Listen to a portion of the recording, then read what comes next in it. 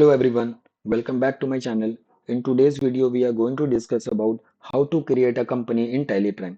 In previous video, we discussed how to successfully install TelePrime on your Windows device.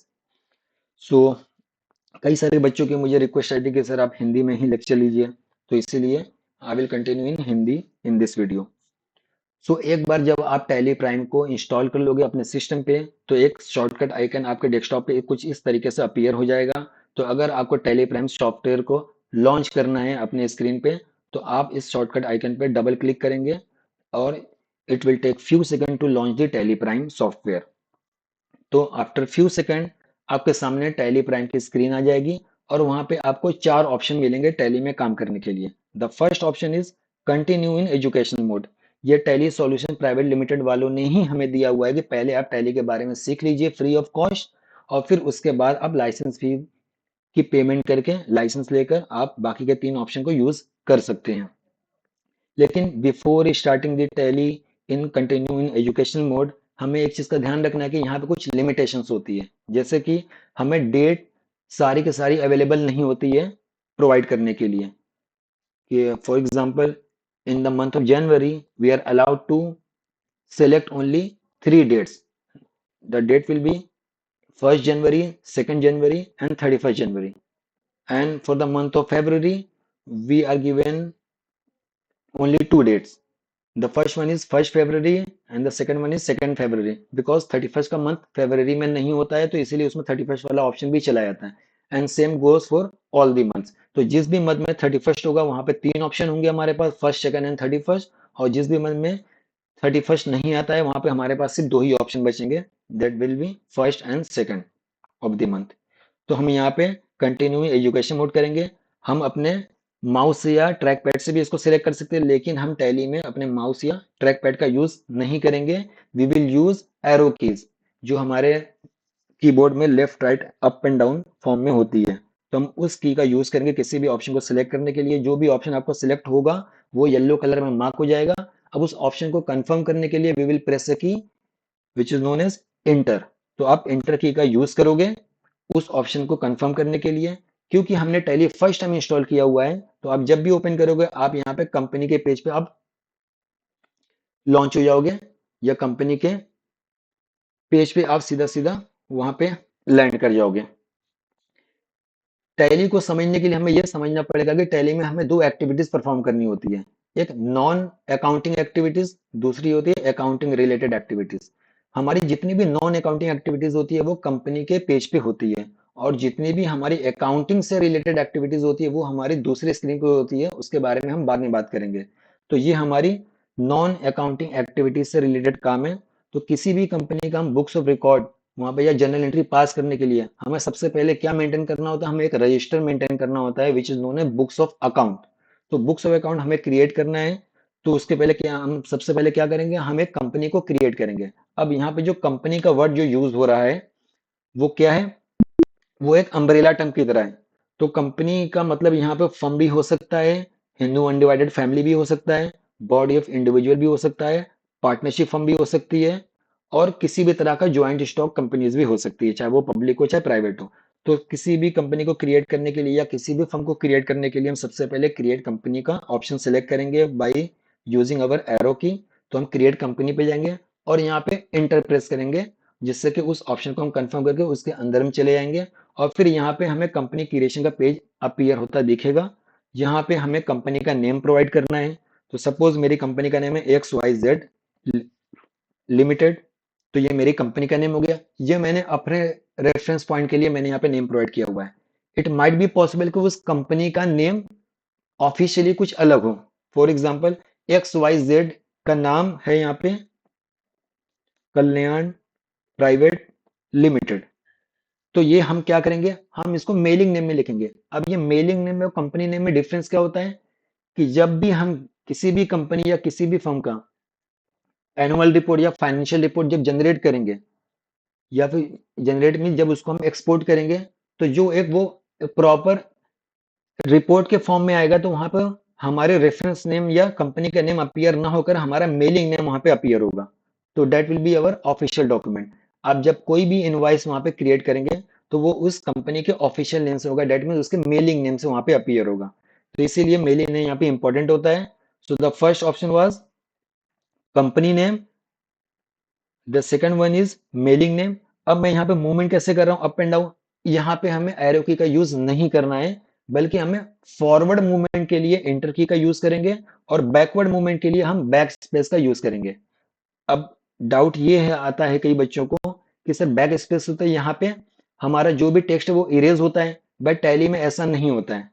While writing something on any field, suppose मैं यहाँ पे कुछ type कर रहा हूँ daily, मैं यहाँ पे टाइप कर रहा हूँ, स्पेलिंग मेरी मिस्टेक हो गई, तो अभी मैं इस फील्ड से मूव नहीं किया हूँ, आगे नहीं बढ़ा हूँ या पीछे नहीं गया हूँ, तो मैं यहाँ पे जब यहाँ पे बैक स्पेस की का यूज करूंगा तो मेरा टेक्स्ट यहाँ पे इरेज हो जाएगा। But once I move from this particular field to another field, अब फिर मैं वापस से जाके इस पे मैं बैक स्पेस को प्रेस करूंगा तो फिर वो वहां पे टेक्स्ट को इरेज नहीं करेगा, बल्कि वो मुझे बैकवर्ड मूवमेंट में लेके चला जाएगा। तो एक चीज का ध्यान रखना है कि एक फील्ड से दूसरे फील्ड में फॉरवर्ड मूवमेंट के लिए हमें एंटर की का यूज करना है, और बैकवर्ड मूवमेंट के लिए हमें बैक स्पेस की का यूज करना है।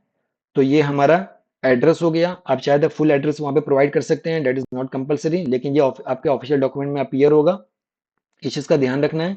इसके बाद आता है हमारा स्टेट। जीएसटी के पर्पस के लिए हमारा state is very very important. तो हम यहाँ पे अपना कोई भी स्टेट यहाँ पे सिलेक्ट कर सकते हैं, जैसे मैं यहाँ पे दिल्ली सिलेक्ट कर रहा हूँ। इसके बाद कंट्री जो आपकी होगी वो बाय डिफॉल्ट इंडिया ही होगी, बट आप अगर चेंज करना चाहें तो वापस से बैक स्पेस पे प्रेस करके इस पे जाकर आप एरो की से आप यहाँ पे किसी भी ऑप्शन को चूज कर सकते हैं, जैसे हमने स्टेट में किया था। तो ऑप्शन में नीचे ऊपर जाने के लिए हमें एरो की का यूज करना पड़ेगा, लेकिन फील्ड टू फील्ड मूवमेंट के लिए हमें एंटर की या बैक स्पेस की का यूज करना पड़ेगा। तो बाय डिफॉल्ट हमारा इंडिया था, मैंने इंडिया ही रहने दिया क्योंकि हमें इंडिया का ही अकाउंट यहाँ पे क्रिएट करना है। इसके बाद आपका पिन कोड हो गया, नॉट कंपलसरी, लेकिन प्रोवाइड करना चाहो तो कर सकते हैं, because it will be appearing on your annual report और फाइनेंशियल रिपोर्ट। इसके बाद telephone number, mobile number and all this thing is required, तो आप यहाँ पे प्रोवाइड कर सकते हैं। इसके बाद हमारा नेक्स्ट जो इंपॉर्टेंट फील्ड आता है वो है फाइनेंशियल ईयर बिगनिंग फ्रॉम। तो आपका फाइनेंशियल ईयर बिगिन कब होता है in India, as we know कि हमारा फाइनेंशियल ईयर 1 अप्रैल को हर साल स्टार्ट होता है। तो ये बाय डिफॉल्ट इन्होंने करंट ईयर को यहाँ पे चूज करके रखा हुआ है। अगर आपके एग्जाम में क्वेश्चन आता है कि नहीं आपको 2022 का यहाँ पे अकाउंट बनाना है, तो आप इसको चेंज कर सकते हैं। चेंज कैसे करेंगे, इरेज तो होगा नहीं, तो इरेज करने के लिए आपको कोई की को प्रेस करने की जरूरत नहीं है। आप सिंपली उस वाले फील्ड पर जाकर अपना जो भी आपको टाइप करना है वो आप just start typing that thing. जो पुराना वाला टेक्स्ट है वो ऑटोमेटिकली वहां से इरेज हो जाएगा, दैट मीन्स वो ओवरराइट हो जाएगा। तो मैं यहाँ पे 1/April/2022 में यहाँ पे टाइप करता हूँ। टैली समझ जाएगा कि मैं क्या कहना चाह रहा हूँ, वो उसको इंटरप्रेट कर लेगा और वो उसको अपनी लैंग्वेज में चेंज भी कर देगा, as you can see. But अभी हम इसको 1 अप्रैल 2024 ही रहने देते हैं। अब इसके बाद नेक्स्ट हमारा आता है books beginning from.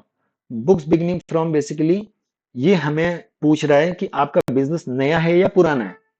For example अगर हमारा पुराना बिजनेस है जिसको पहले मैं मैनुअल फॉर्म में उसकी बुक्स मेंटेन कर रहा था, अब मैं उसको वर्चुअल फॉर्म में लेकर आ रहा हूँ टैली प्राइम में, तो हमारा फाइनेंशियल ईयर और बुक बिगिनिंग फ्रॉम दोनों सेम होगा। But if we are starting a new business, suppose मैं कोई बिजनेस स्टार्ट कर रहा हूँ 1 अक्टूबर से, तो मैं यहाँ पे 1 अक्टूबर 2024 में टाइप करूंगा, तो जिससे उसको ये समझ में आ जाएगा कि मेरा एक नया बिजनेस है और ये 1 अक्टूबर से हो रहा है।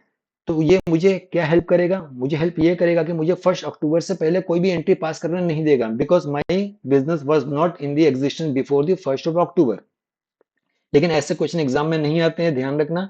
आपके क्वेश्चन कैसे आते हैं कि जो आपका जो पहले मैनुअल मोड में था उसको आप टैली मोड में आप ट्रांसफर कर रहे हैं, तो इसीलिए आप दोनों को सेम ही रखना, ठीक है। वो बाय डिफॉल्ट सेम होता है तो उसको चेंज करने की जरूरत नहीं है। नेक्स्ट है आपका बेस करेंसी सिंबल, इसको भी चेंज नहीं करना है। इसके बाद फॉर्मल नेम है वो भी इंडियन रुपी है, उसको भी चेंज नहीं करना है। इसके बाद एक बार और इंटर प्रेस करेंगे तो ये हमसे एक्सेप्ट से लिए पूछेगा। एक्सेप्ट मीन्स टैली में होता है सेव, क्या ये आप कंपनी को सेव करना चाहते हैं। अगर आप करना चाहते हैं तो एक बार और इंटर प्रेस कर दीजिए, आपकी कंपनी ये सेव हो जाएगी। अगर आप इसको सेव नहीं करना चाहते कि आपको लग रहा है कि नहीं ये डेली से नहीं, ये किसी और यहाँ पे मुझे सेलेक्ट करना चाहिए, या फिर मैंने गलती से डेली को मैंने सेलेक्ट कर दिया, या फिर कंपनी के नेम में मिस्टेक हो गई, या फिर मैंने मोबाइल नंबर प्रोवाइड करना था वो भूल गया, या मैंने गलत मोबाइल नंबर प्रोवाइड कर दिया, anything, it could be anything, तो आप सिंपली यहाँ पे एस्केप की का यूज कर सकते हैं। आपके कीबोर्ड के टॉप लेफ्ट कॉर्नर पे वो की आपको मिल जाएगी एस्केप की, उसको प्रेस करेंगे तो आपका कर्सर फिर से फर्स्ट वाली फील्ड पे आ जाएगा। तो आप यहाँ पे जो भी चेंजेस करना है आप चेंजेस कर लीजिए एंटर की को प्रेस करते करते। और फिर दोबारा से जब आप लास्ट फील्ड से एंटर प्रेस करोगे फिर से ये पूछेगा कि आपको इसको सेव करना है, डेट मीन एक्सेप्ट यस और नो। तो अगेन अगर आपको यस करना है तो आप एंटर की प्रेस कर लीजिए, ये आपका क्या हो जाएगा, सेव हो जाएगा। इसके बाद आपको कंपनी के फीचर के बारे में पूछा जाएगा। अब कंपनी का फीचर क्या होता है जरा सा ये भी समझ लेते हैं। इंपॉर्टेंट चीजें आपसे पूछा जा रहा है कि क्या आप अकाउंट मेंटेन करेंगे। ऑब्वियसली अकाउंट का मतलब लेजर, हमें लेजर के बिना तो हमारा अकाउंटिंग अधूरा ही रहेगा, इसीलिए इसको बाय डिफॉल्ट यस है तो इसको यस ही रहने देंगे। इसके बाद पूछ रहा है कि जितनी भी आपकी परचेज या सेल्स रिलेटेड एंट्री होगी क्या उसको आप बिल वाइज मेंटेन करना चाहते हैं। तो of course it will be better कि हम बिल वाइज उसको मेंटेन करें, इसको भी यस ही रहने देते हैं। इसके बाद नेक्स्ट पूछ रहा है कि क्या आप जिस भी बिजनेस में डील कर रहे हैं उसमें इन्वेंट्री की जरूरत होती है क्या, उसमें इन्वेंट्री को आपको मेंटेन करना है क्या। अगर हमारा सर्विस से रिलेटेड होता कोई काम तो उसमें इन्वेंट्री तो होती नहीं है, तो हम यहाँ पे नो कर लेते हैं। लेकिन अगर हमारा गुड्स से रिलेटेड काम है तो वहाँ पे इन्वेंट्री डेफिनेटली होगी। तो हमारा जितना भी क्वेश्चन होगा वो इन्वेंट्री बेस्ड ही होगा, तो इसीलिए हम इसको यस ही रहने देंगे। इसके बाद इंटीग्रेट अकाउंट विद इन्वेंट्री, कि हमें अलग से अकाउंट भी बनाना पड़े स्टॉक के लिए और इन्वेंट्री भी बनानी पड़े, ऐसा चाहते हैं या फिर दोनों को इंटीग्रेट करना चाहते हैं। इंटीग्रेट कर लेंगे तो ज्यादा बेटर रहेगा, हमें डबल काम नहीं करने पड़ेंगे, तो इसको भी यस रहने देते हैं। इसके बाद आता है आपका इनेबल जीएसटी ऑप्शन, ये बाय डिफॉल्ट यस है। तो अभी फिलहाल इसको हम नो कर लेते हैं, आगे की क्लासेस में हम जीएसटी के बारे में डिस्कस करेंगे तो हम इसको यस करेंगे। तो अभी इसको नो करने के लिए मैं सिंपली क्या करूंगा, मैं यहाँ पे एन टाइप करूंगा, यस इरेज हो जाएगा, सिर्फ यहाँ पे एन रहेगा। इंटर करेंगे टैली उसको ऑटोमेटिकली नो में कन्वर्ट कर देगा। इसके बाद आपका टीडीएस के बारे में पूछा जा रहा है, ये हमारे लिए एप्लीकेबल नहीं है, इसको नो रहने देंगे। तो टैक्सेशन में हमारे सभी चीजें नो नो ही रहेगी। इसके बाद एक बार और इंटर प्रेस करेंगे, फिर से पूछेगा कि जो भी आपने चेंजेस वगैरह इस वाले स्क्रीन पे किया हुआ है कंपनी फीचर के स्क्रीन पे, इसको आप सेव करना चाहते हैं। अगर आप कंफर्म करना चाहते हो तो अगेन यू में प्रेस एंटर की, अगर नहीं तो आप escape से दोबारा से वहां पे सारे ऑप्शन को रिव्यू कर सकते हैं। जैसे ही आपकी कंपनी यहाँ पे क्रिएट हो जाएगी you will land up on the gateway of tally page. अब गेटवे ऑफ टैली पेज किस लिए होता है, ये हमारे अकाउंटिंग रिलेटेड एक्टिविटीज या अकाउंटिंग रिलेटेड टास्क के लिए होता है। अब आप यहाँ पे थोड़ा सा ये स्क्रीन को समझ लीजिए फिर आज की वीडियो को खत्म करते हैं। लेफ्ट स्क्रीन शोज दैट कि आपका करंट पीरियड क्या है, 1 अप्रैल से लेकर 31 मार्च तक। करंट डेट क्या है, जो भी आप एंट्री पास करोगे वो इस वाली डेट को सारी की सारी एंट्री पास होगी। आप डेट कभी भी चेंज कर सकते हैं, उसको नेक्स्ट क्लास में डिस्कस करेंगे। यहाँ पे कौन सी बुक्स ऑफ अकाउंट में आपकी एंट्री जाएगी, नेम ऑफ द कंपनी तो XYZ लिमिटेड, क्योंकि अभी अभी हमने जो क्रिएट की है वो ऑटोमेटिकली बुक ओपन हो गई है। और यहाँ पे दिया हुआ है कि आपने लास्ट टाइम कब एंट्री पास की थी, क्योंकि अभी हमारी नई कंपनी या नया बुक्स ऑफ अकाउंट है, अभी कोई भी एंट्री पास नहीं है, so no vouchers entered. So thank you very much. आज के वीडियो यहीं पे खत्म करते हैं। To get such more videos subscribe to